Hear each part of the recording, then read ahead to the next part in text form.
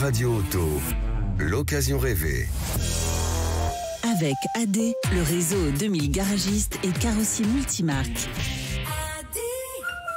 Et comme tous les samedis matins sur Sud Radio, avec nos partenaires de Mobility TV, c'est l'occasion rêvée avec nos 3 spécialistes tout à l'heure qui ont testé pour vous des modèles sur le marché de l'occasion. Mais juste avant, on retrouve notre invité Emmanuel Laby, directeur général d'Autobiz. Bonjour Emmanuel Laby. Bonjour. Alors, merci d'être avec nous. Dites-moi, comment ça a évolué le marché de l'occasion là au mois de mai récemment ? Eh bien, le marché de l'occasion n'évolue pas très favorablement puisque au mois de mai, il y a eu 413 511 précisément immatriculations de véhicules d'occasion et c'est 8,1% de moins que l'année dernière. Et donc, depuis le début de l'année, il y a un peu moins de ventes d'occasion.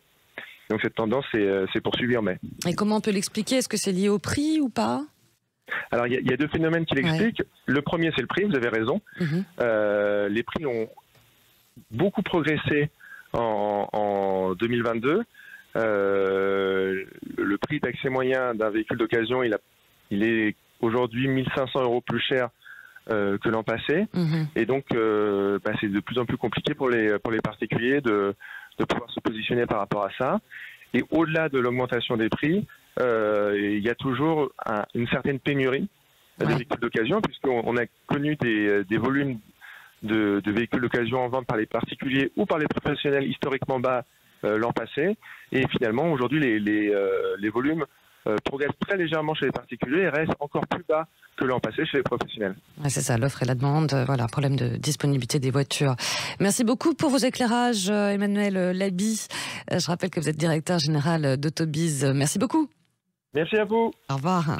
Au revoir. Et c'est la suite de l'occasion rêvée avec nos spécialistes partenaires de Mobility TV qui nous ont rejoints dans le studio. Bonjour Jean-Christophe Lefebvre. Et bonjour. Bonjour, il a la forme, journaliste à Flotte Auto. Bonjour Jacques Estançon. Bonjour Laurence. De VPN Auto à Bordeaux. Et bonjour Guillaume Arnonnet. Bonjour Laurence. Directeur général d'Enchères VO. Alors avec vous, on continue bien sûr à parler de modèles que vous avez testés sur le marché de l'occasion. Et ce matin, on va parler de la Toyota Corolla, qui est la voiture la plus vendue au monde. C'est ça ce que vous me confiez, Jean-Christophe Lefebvre? Oui, tout à fait. Ça. Depuis toujours, enfin depuis 1966, la première génération, à l'époque elle était plus petite que ça. Donc aujourd'hui on en est à la combien 12e génération. 12e génération. En Europe elle s'est appelée, alors on va pas parler de celle d'entre 66 et je sais pas de 2010 par exemple. Parce il y en a sûrement encore sur le marché, mais ça nous sera confirmé.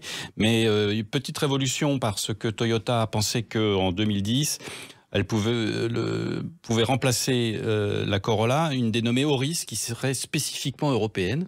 Donc, quand on cherche une Corolla, on peut tomber sur une Auris depuis 2010. Qui en plus avait des carrosseries spécifiques, c'est-à-dire qu'elle avait 5 portes, elle était aussi en break, etc., etc. Et elle avait aussi une forme de monospace qui aujourd'hui a disparu au profit du SUV ou d'une Corolla Cross aujourd'hui, qui serait un peu aussi un vrai SUV compact. Donc si on parle des 2 dernières générations, il y a surtout l'apparition de l'hybride, du full hybride, comme chez Renault. Oui. Et bon, Toyota a ouvert la voie et est réputé pour ça. Donc depuis 2013, il y a des modèles qui sont intéressants pour cette technologie hybride, même si on trouve encore des modèles diesel de cette époque-là et des moteurs essence, parce qu'il y a une réelle économie d'usage, surtout en ville, moins sur autoroute, et un agrément de conduite qui est vraiment élevé, puisque c'est un fonctionnement de boîte automatique. Donc ça, pour moi, c'est une bonne raison de la choisir. Et ensuite, depuis 2022 et la nouvelle version, les puissances ont augmenté. Donc là, il y avait qu'un seul moteur en 122 chevaux, qui est devenu 140 chevaux et un 184 chevaux.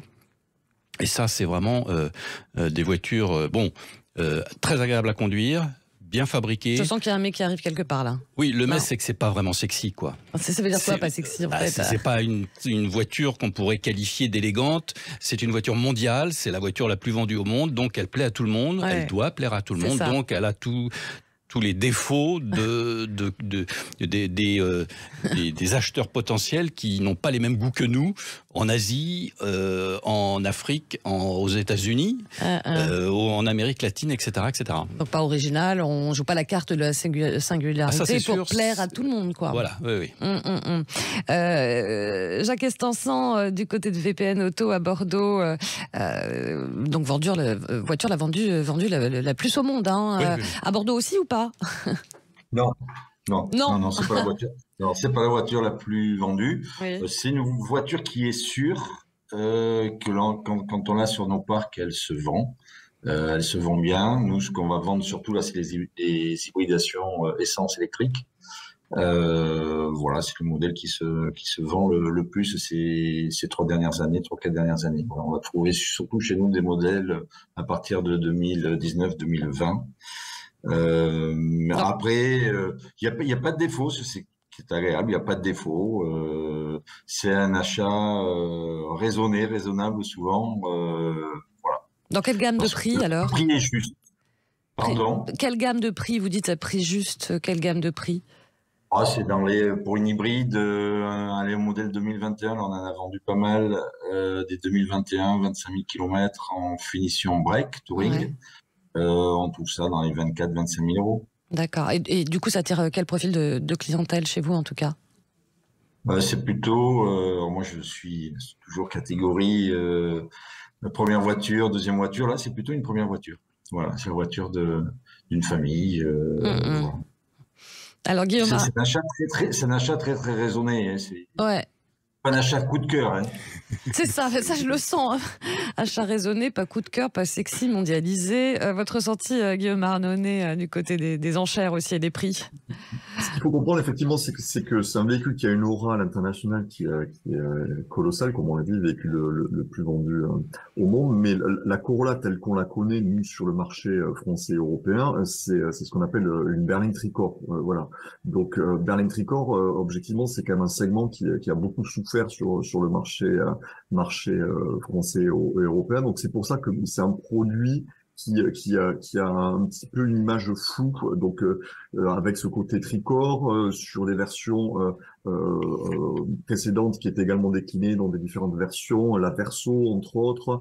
Au milieu de tout ça, en parallèle, il y avait l'Auris qui était la Corolla pour le reste du monde. Enfin voilà, donc on en revient aujourd'hui à la Corolla telle qu'on la connaissait historiquement pour les gens qui s'intéressent un petit peu à l'automobile, c'est-à-dire la Corolla classique. Voilà. Donc l'image effectivement un petit peu assez floue et les gens, nous, notre ressenti, les gens qui se dirigent vers là-dessus, c'est pas tellement pour la Corolla, c'est plus pour le moteur, parce qu'effectivement Toyota a cette réputation d'avoir un temps d'avance sur tout ce qui est une motorisation hybride, et les gens qui basculent sur ce produit-là, c'est très souvent parce que c'est un véhicule qu'on trouve d'occasion en motorisation hybride. Donc voilà, le principal attrait, j'allais dire, c'est pas tellement le produit en soi. C'est rare d'entendre des gens qui arrivent et nous disent on veut impérativement une Corolla, parce que de toute façon sur le marché d'occasion elle s'appelle essentiellement Auris, mais en revanche il y a des gens qui nous disent on veut un hybride Toyota. Voilà. Ouais, c'est ça, c'est ce temps d'avance que Toyota va peut-être anticiper en matière de moteur hybride. Oui, ils l'ont toujours. Ouais.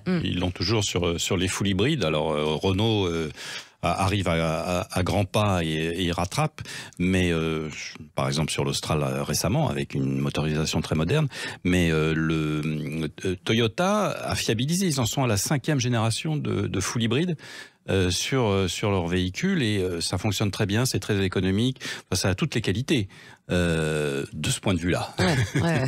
Mais c'est une excellente voiture, hein. Et alors, je veux pas faire de la pub pour le concurrent, mais Toyota a un accord avec Suzuki pour justement commercialiser cette voiture dans le monde et particulièrement en Europe. Donc elle s'appelle Sways.